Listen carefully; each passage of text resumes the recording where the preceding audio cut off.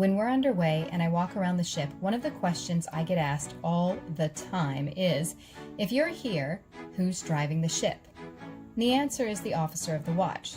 We have a minimum of 3 very qualified and licensed officers manning the bridge at all times. 3 different teams rotate every 4 hours on and 8 hours off. The teams are made up of an officer of the watch, assistant officer of the watch, and a quartermaster or lookout. The terms steering, navigating, maneuvering, or just to keep it in layman's term, driving is used. There are several different methods that we use to quote-unquote drive. The first, and what everyone is interested in, is always the ship's wheel or helm. Surprising to most, it's smaller than the wheel in your car. It doesn't have to be the gigantic wooden wheel with spokes of back in the day, because today everything is electronically linked. It's still made out of wood though, at least on the edge. The wheel is usually used when we pick up the pilot until we're close to the pier, and then again after we've left the pier until we drop the pilot off. A smaller version of the wheel is, you guessed it, called the mini wheel. It's the same idea as the helm. Turn the wheel to port and the ship will go to the left. Turn the wheel to starboard and the ship will go to the right.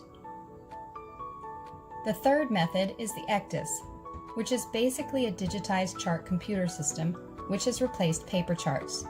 There are no longer paper charts used for navigation on any of our Celebrity ships. In the ECDIS system, we can plan a specific route, double check it and make sure that it doesn't pass over any land, and when we engage the system, the computer will keep us on the red dotted line or track, plus or minus 5 meters at all times. Because it's so precise and the ship is constantly adjusting to stay on the track, it means that it's not the most fuel-efficient option.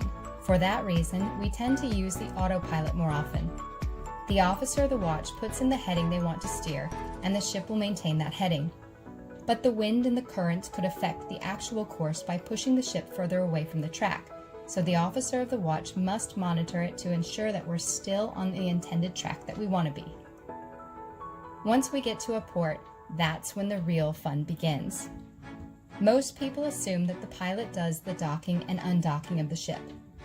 The pilot's role in navigation on board comes up frequently. We take pilots coming and going from the ports of call. When the ship is approaching a port, we open the same shell door on the side of the ship, usually around where the gangway is located, and we put out a ladder and the pilot climbs on.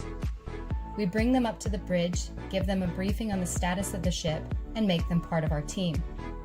They in turn provide us with information about the port, including weather, tides, currents, mooring arrangements, expected traffic, and any updates to navigation aids, for example if they've moved a buoy.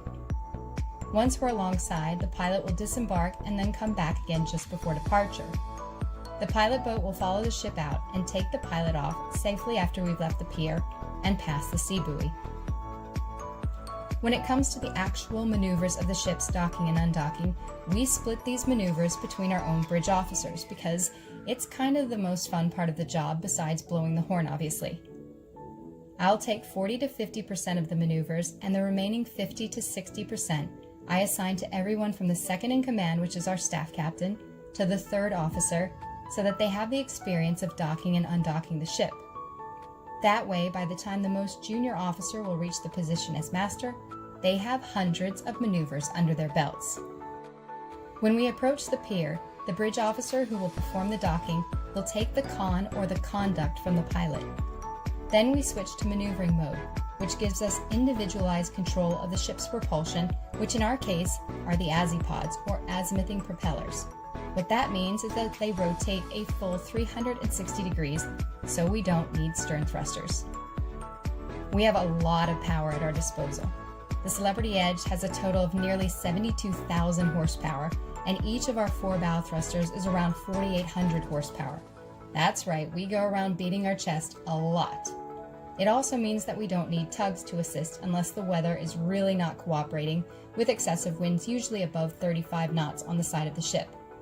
That's when we'll take a tugboat because it's affordable insurance. With all that power and the enormous responsibility, we have a little something special to assist the officer that you won't find on all ships, and that is Bug Naked, also known as the maneuvering support animal. She has a keen sense and loves to stand beside whoever is doing the maneuver and I've had officers tell me that she absorbs the anxiety that comes with the pressure of performing for the first time. Now, in some of the ports, we can't dock because maybe there isn't a pier. We have the option to drop the anchor, or we can use the DP, or Dynamic Position System. The DP uses GPS and a computer that synchronizes the propellers and thrusters to keep us exactly where we want to stay without having to put an anchor on the ocean bed. The system will fight against the elements to keep us in that exact location until we're ready to leave. We can maneuver using all methods from the center cockpit, but when we're close to the pier, we can transfer the controls to either the port or starboard bridge wings, since they have identical equipment, and we can keep an eye on the side of the ship when we're coming alongside or departing the pier. One of the most satisfying aspects of maneuvering a ship like Celebrity Edge is being part of the junior officer's experience and success. We celebrate each of the firsts by giving them a memento to remember it by. Something along the lines of a key to the ship in the form of a keychain, because there really isn't a key to start the ship, or a license plate from the port of call that they've just done the maneuver, because you should never forget your first. And that, ladies and gentlemen, is how we drive. Stay tuned for the next episode of How I See It, where we'll take a closer look at the Azipods. And until then, this is your captain, wishing you fair winds and following seas.